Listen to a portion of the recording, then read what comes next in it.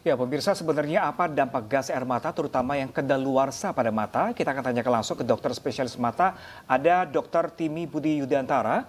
Halo, selamat siang Pak Dr. Timi. Ya, halo, selamat siang. Ya, sebenarnya Pak, ini bahaya paparan gas air mata itu seperti apa, Bapak? Baik, sebelumnya saya prihatin sekali dan berduka cita untuk para korban ya. Nah, ini mengenai gas air mata. Air mata memang namanya eh, sudah pakai mata gitu. Memang Mhm, iritasi pertama atau efek pertama memang biasanya ke mata.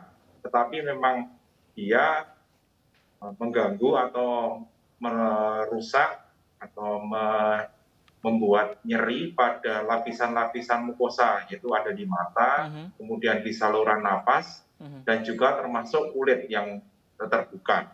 mhm, Jadi biasanya bahayanya karena gas ini akan membuat rasa nyeri, kemudian mulai mengiritasi, dan bisa kemudian muncul air mata yang berlebihan, sampai radang, mhm, bahkan sampai kornea untuk mata itu bisa sampai bengkak yang berkedip. mhm, mhm, mhm.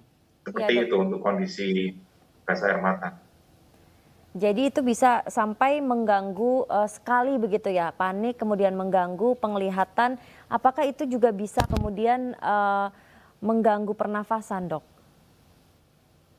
Ya, jadi dia akan mengganggu saluran napas karena sama-sama ada mukosa ya. Jadi ada di mata, di saluran napas itu ada mukosa. Nah, Mhm, mukosa ini kemudian akan terganggu, mulai teriritasi.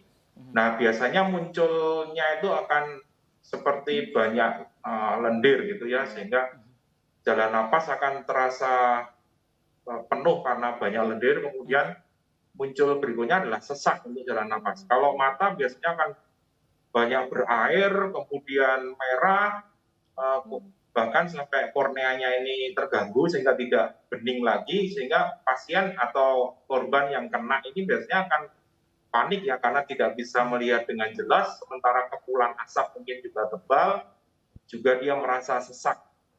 Jadi itu yang dialami pada korban yang kena gas air mata secara langsung ya. Tapi Oke. kalau Mhm. paparannya itu berlebih begitu, Dok, apakah kemudian ini bisa menyebabkan fatal seperti kematian begitu? Sebenarnya gas air mata ini termasuk non lethal weapon ya, jadi Mhm, sebenarnya angka untuk kematiannya rendah ya sebenarnya, Mhm. mhm, hampir kecil.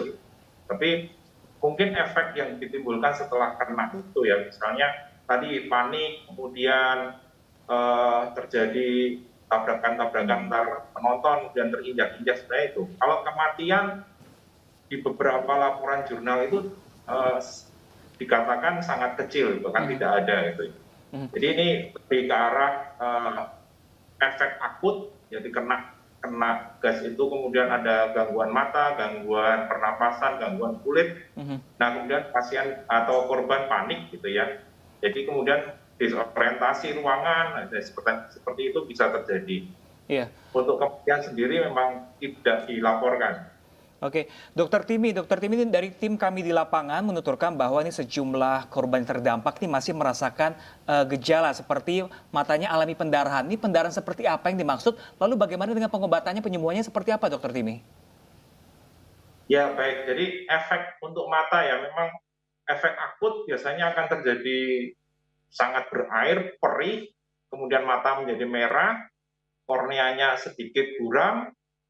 Nah, kemudian kalau ini tidak didapat penanganan atau dia terpaparnya dalam jangka waktu lama ya, tidak Mhm, segera lepas dari kondisi itu, tentu reaksi iritasi ini akan makin berat sehingga terjadi peradangan di selaput konjungtivanya. Nah, itu bisa terjadi muncul pendarahan-pendarahan ringan di selaputnya, mhm. selaput konjungtiva. Jadi pendarahannya relatif ringan tapi memang di bagian luar saja, tidak sampai dalam. Tentunya ini akan jadi tampak seperti berat gitu ya karena matanya jadi merah sekali, Mhm. kemudian nyeri itu tampaknya akan sakitnya. Pengobatan biasanya memang butuh sekitar 7 hari sampai 12 hari Mhm. kalau sudah terjadi pendarahan seperti itu. Oke, Dokter Timi, ini terkait soal kedaluarsa yang dikatakan oleh Polri. Ini apakah dapat menurunkan tingkat toksik racun dari atau iritan dari gas air mata itu sendiri atau bahkan sebaliknya lebih berbahaya? Terus terang saya belum menemukan referensi soal kedaluarsa untuk gas air mata ya, karena kandungan kimia itu belum ada referensinya soal penelitian kedaluarsa. Penelitian untuk gas air mata sendiri itu sangat sedikit ya, sangat minim. Biasanya banyak diteliti di bidang militer dan itu kadang tidak diungkap ke publik ya. Jadi kita tidak tahu persis dampak gas air mata ini, terutama kalau sudah expired ya. Saya tidak tahu persis. Baik dok, jadi untuk masyarakat yang kemarin sempat terpapar begitu, nah ini penanganan yang tepat seperti apa? Apa yang harus dilakukan oleh masyarakat dan berapa lama akan pulih kembali? Ya, jadi durasi paparan dan penanganan sangat penting ya. Jadi ketika terjadi gas air mata ditembakkan gitu, sebenarnya itu kan tujuannya supaya bubar ya. Tapi kadang-kadang kan tidak segera bubar. Nah itu paparannya menjadi lebih lama bagi para korban. Sehingga tentu kalau paparannya lebih lama, itu iritasi dan efek-efeknya akan jauh lebih berat. Nah kemudian juga kalau sudah bisa lepas dari daerah yang kena gas air mata itu, harus segera untuk mata bisa diberikan pertolongan pertama, guyur dengan air bersih sebanyak-banyaknya. Bisa 10 sampai 20 menit diguyur terus, supaya bahan-bahan yang nempel dari gas kimia di mata ini segera pergi.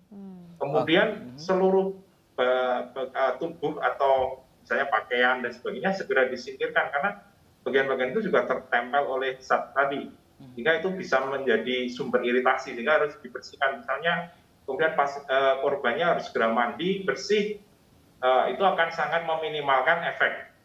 Nah untuk kondisi yang lebih lanjut, misalnya matanya terjadi iritasi sampai pendarahan, ya ini harus ada pengobatan ya. Jadi harus diberikan obat-obat supaya pendarahan dan peradangan itu segera baik. Memang Baik. butuh sekitar tadi saya sebutkan 7 sampai 12 hari.